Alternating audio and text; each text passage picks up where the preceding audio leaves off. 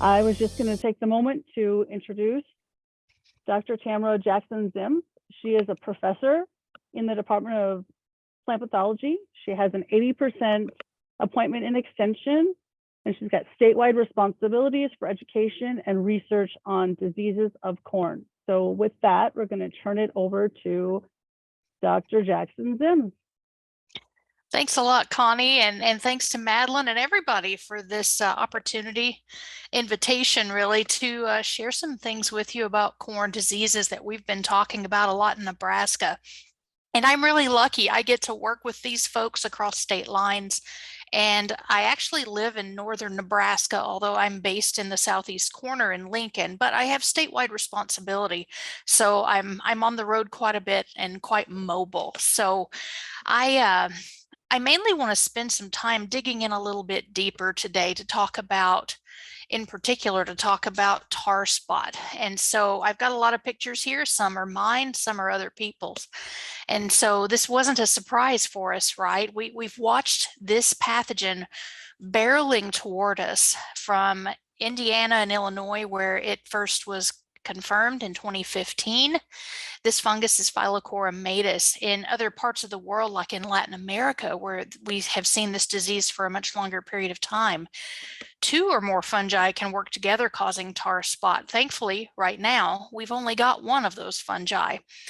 But in Nebraska, we confirmed it in 2021. And very late in the season in October. And just like what Madeline described, there was very, very little of it. It wasn't severe, but we saw it finally creep across the Missouri River to us. And now there in South Dakota and also in Kansas, 6 of the counties in each of those states, your state, now has confirmed tar spot. But just like she said, it's likely much more widespread. In Nebraska, we've confirmed it now in 31 counties in our easternmost, probably quarter to third of our counties. And so what you're looking for, just like she said, are these black dots. And it really does look like someone just slung paint or tar on these leaves. And it's actually slightly raised. And so if you look at the edge of it, you may even be able to see there's a tiny bump there, especially over time as they enlarge. They get bigger, they stretch out a little bit, like one of these right here in the middle of that leaf. And these are the fruiting structures, the reproductive structures where all the spores are produced. Most of the time, they're just black dots. But some of these may eventually develop a fisheye tan ring around them, like the picture on the right from our colleague Marty Chilvers at Michigan State. The big deal, though, is that when you have a lot of severe disease, in those rare instances, on susceptible hybrids, when weather conditions are perfect, we know it can have a huge impact on yield. And already in the eastern Midwest, they've documented yield loss up to 50%. And so this disease is the real deal, so to speak. And so we want to be very watchful of it. And so just repeating, this is the map that Madeline just showed you, but I captured it before the end of the year when our newest counties were still lit up in this gold color.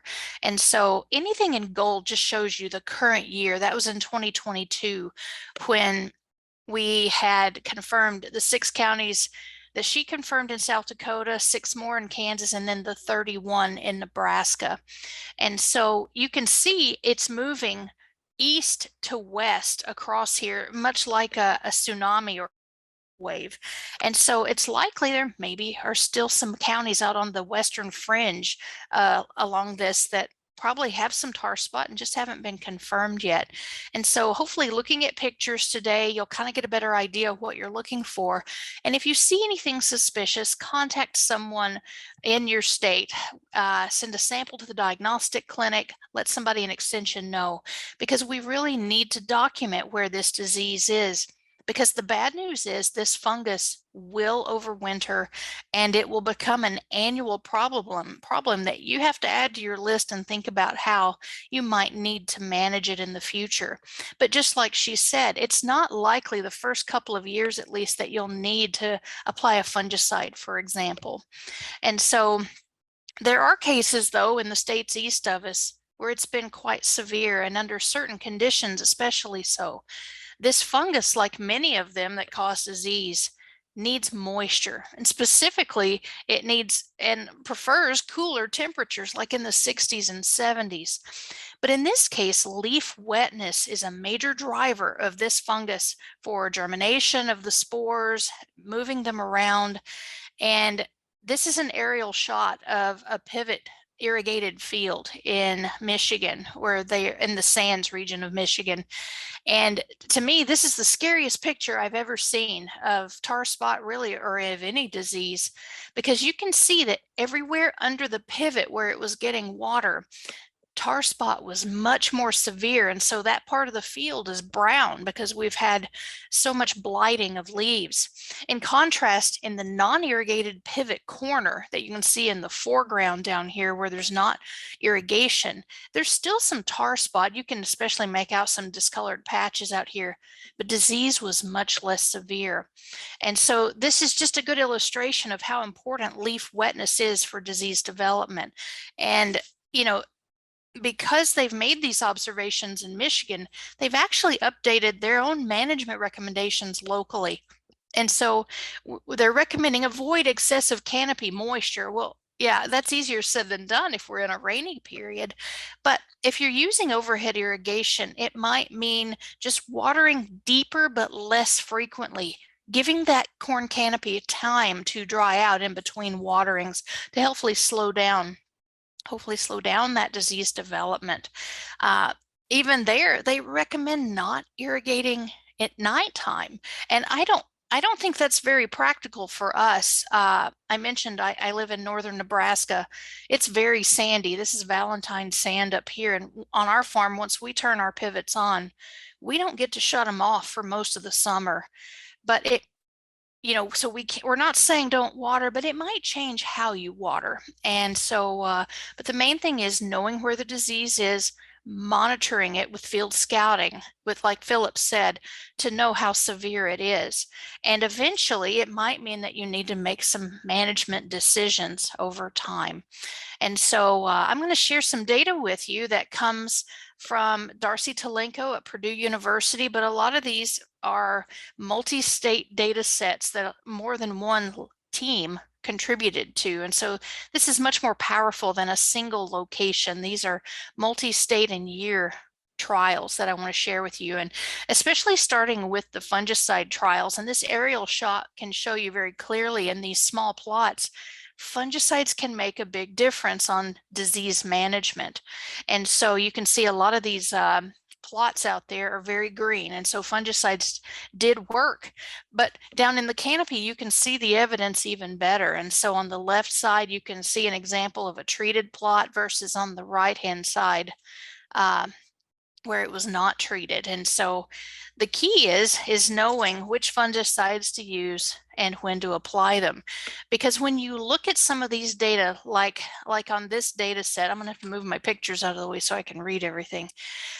Between 19 and 20 across 8 environments of Illinois, Michigan, and Wisconsin, you can see tar spot severity was less where they treated. And so look at the non-treated control on the left side, and the larger the bar, it just means the more disease there is. And just remember, any two bars with any letter that's the same between them means statistically they weren't different. But if you look from left to right, you'll see there's some of these products that worked very well with a single application. And so that's something to make note of. But when we take a little bit deeper look, and you look specifically at what these products are, notice in this left-hand graph where we had a non-treated control, or some of the products that had one mode of action. Because remember, many of the foliar fungicides that we're using right now are actually blends or mixtures of 2 or 3 active ingredients that represent up to 3 different fungicide classes, making them more powerful in how they can control some of these. And they're not all created equal, though. And so when you look at this, you'll see that, oh boy, I'll just not use that mouse. So sometimes one mode of action did a really good job knocking back disease compared to the non-treated control.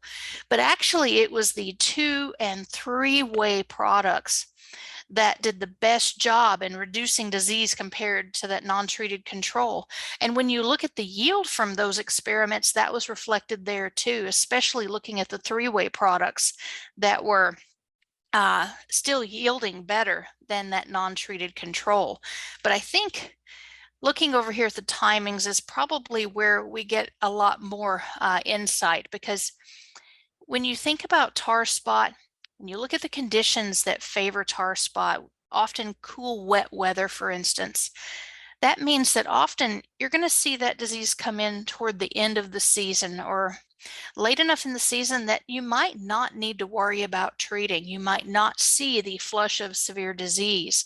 That happened in a lot of these 6 locations in 2019. In my state, maybe in yours as well, in South Dakota, a lot of people make blanket fungicide applications at VT and do a very good job controlling most diseases most of the time. Well, VT applications in most of those 6 locations did a good job, and you can see that here compared to the non-treated control on the left. The early V6 application, it did not control tar spot, mostly because tar spot usually shows up much later. Where you see tar spotter here, application timing, that's using the tar spotter app on our cell phones, trying to tell us when conditions are most favorable for tar spot development. And then it recommends when you might pull the trigger to make a fungicide application. But even that was not as good as what we look at all the way down here at VT. A V6 plus VT application, it's probably just that VT application that did a good job. But even when they waited as late as R2, that was still a very effective fungicide application. And so in many of these cases, just waiting a little bit to see what disease is going to do still provided them with good disease control.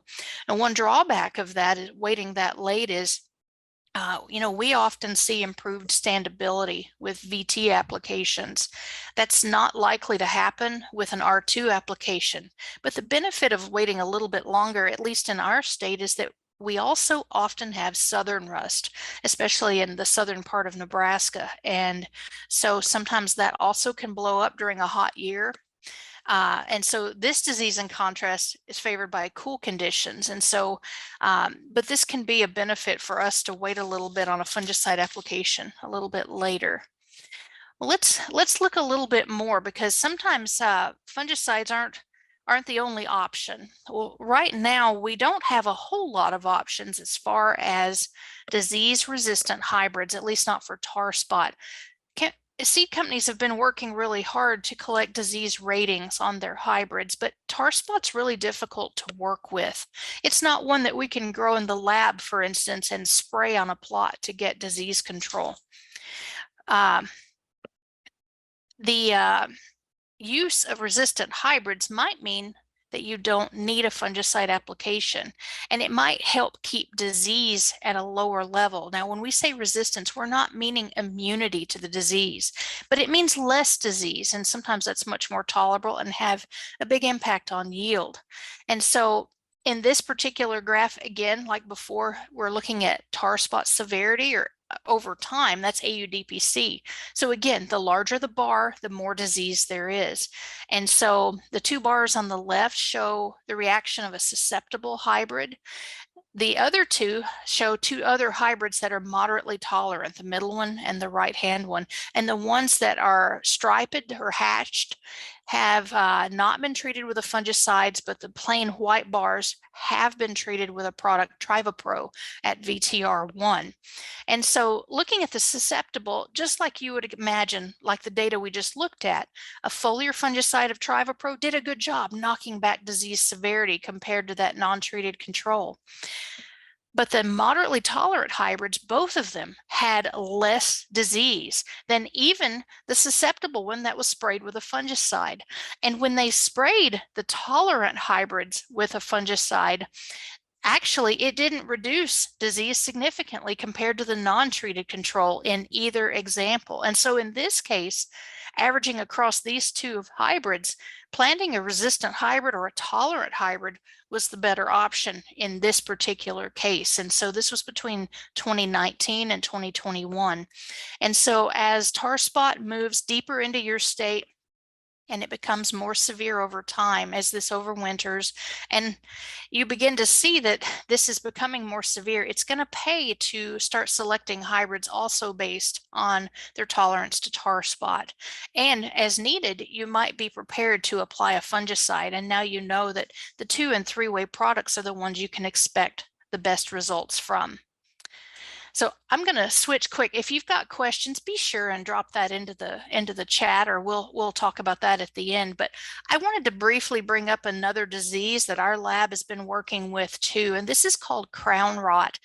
And mainly, I want to make sure you're watching for things like this, because we have just initiated a project with support from Bear Crop Science, and they're supporting this project and a survey that they are sharing samples from. They've shared samples right now from 6 different states.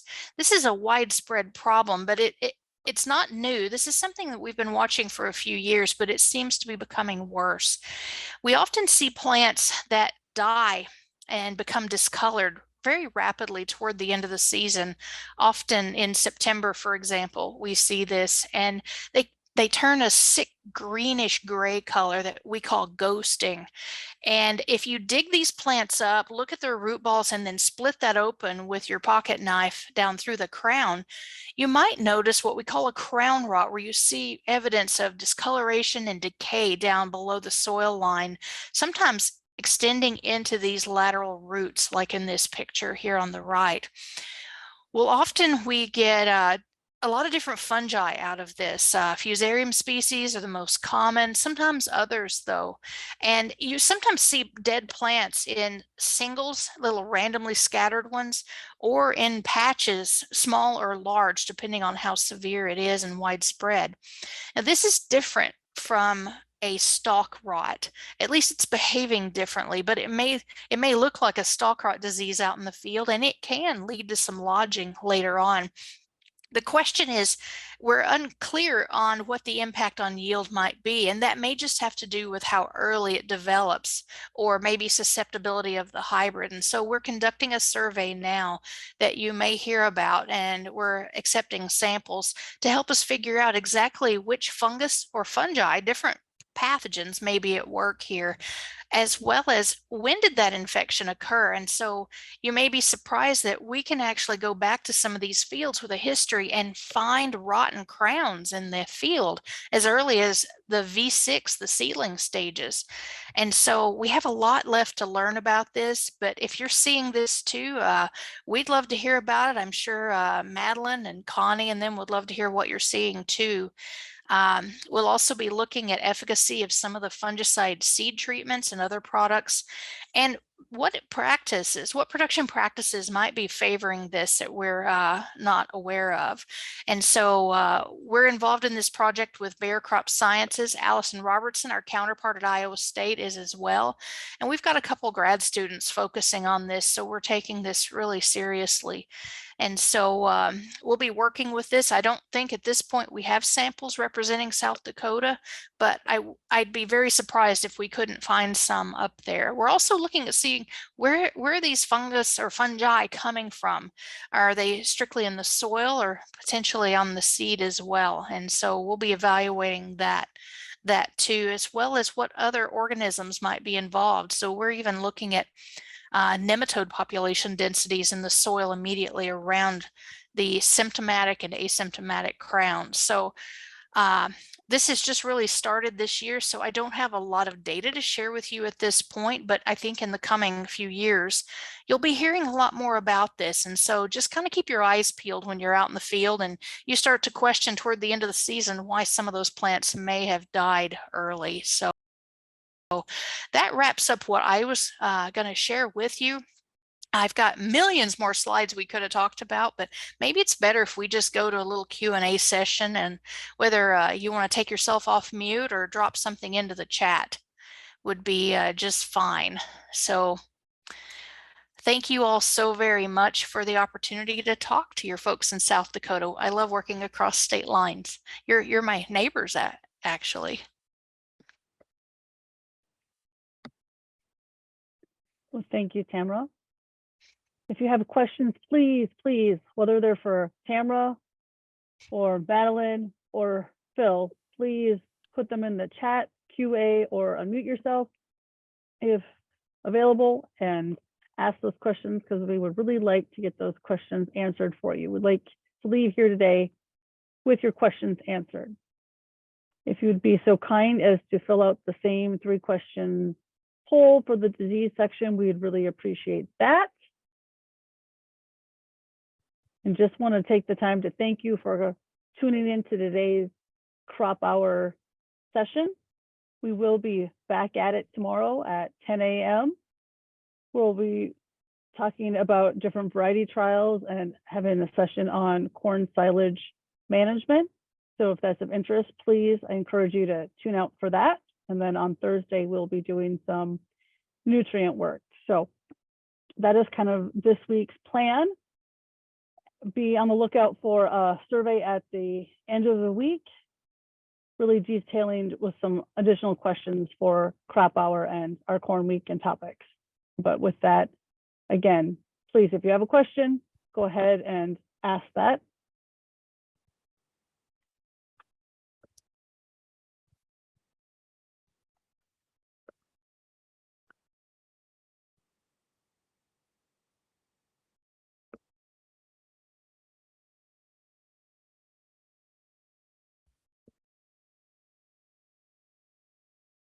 Well, I think you can go ahead and close that poll for the next moment or two, maybe to spur a few questions. Do any of the presenters have anything additional that they'd like to mention or say, or maybe ask to kind of prompt for a question? The only thing I have to add is also on the tar spot front. Tamra also knows this because she's the one that informed us about it, but we will be doing some tar spot research this summer for certain. So if you're in one of those 6 affected counties, especially if you have irrigated corn, we would absolutely love to talk to you and potentially about doing some research on your farm. And this research would mostly be limited to scouting and flagging infected plants that are showing tar spot symptoms. So if you would be interested in participating with us, please reach out to me. It would be really great, and I would love to work with you. Likewise, thank you so much, Madeline. We're looking forward to jumping into this project. We just learned about it in the last 24, 48 hours, so it's still new to us. So we're eager to get started. And I see we have a question, I think, from Daryl. And it looks like, are there management practices besides crop protection products and specialized hybrids that can help mitigate problems with pests and diseases? And so, and I'm happy to jump on that from the disease perspective. The question is kind of broad about all diseases, I guess. I was just mentioning about tar spot that we have some hybrids where we know they're more tolerant than others. There are big differences between how they react to at least tar spot, but that's the case for many of our corn hybrids, and the ratings that our seed companies are providing are effective, and so that makes a huge difference for diseases like Goss's wilt, for instance, that Madeline talked about. It makes a big difference for other bacterial diseases too, like bacterial leaf streak that we've really struggled with in Nebraska for a handful of years. And that's especially important for a bacterial disease where we can't spray a fungicide. And so that would be the first thing I'd look for. Other things that might be an option for some diseases is crop rotation.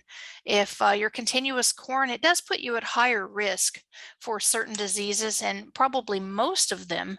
But the thing to keep in mind is if you need to grow continuous corn, it just might mean that selecting your resistant hybrids is much more important, and that you might need to rely more occasionally on a fungicide. And so, and not all fungicides are equally effective. There are good efficacy data for the common commercially available products on the Crop Protection Network site. And so again, those are multi-state data, and that that resource is free for your use. And so corn fungicide efficacy table, maybe I'll try to put a link in the chat to make that an easy way to get straight to it. So hopefully that answers your question. Madeline, please Connie, feel free to jump in there if I've left something out on the disease side. No, I think you did a great job with that. And I just wanted to say that I've got the QR code for those that are interested for CCA credits up here on the screen. So if it applies to you, go ahead and have that CCA app out and ready to scan that QR code. And we're happy to take any other questions that you may have.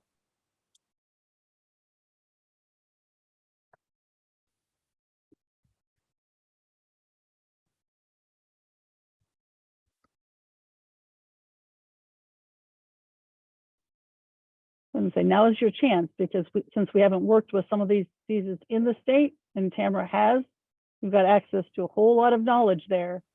So if you got any type of question, please go ahead and ask. Thank you. And I'm not opposed to answering questions later if needed, and eager to work across state lines with all of you. I'll just leave that QR code up for a few more moments. But just want to thank everyone for tuning out to today's crop hour and encourage you to attend if you're able for the rest of this week for corn, which is on Wednesday and Thursday. And then next week, we will have our soybean topics. So just want to thank you for coming out and your attention. And, you know, like Tamra said, you know, we're happy to answer questions, not only today, but anytime. And she's very easy to work with and interact with. So if it's something that we need to reach out to her to, we certainly can do that. So just want to have everyone have a great growing season. And thank you. Thank you. Thank you, everyone.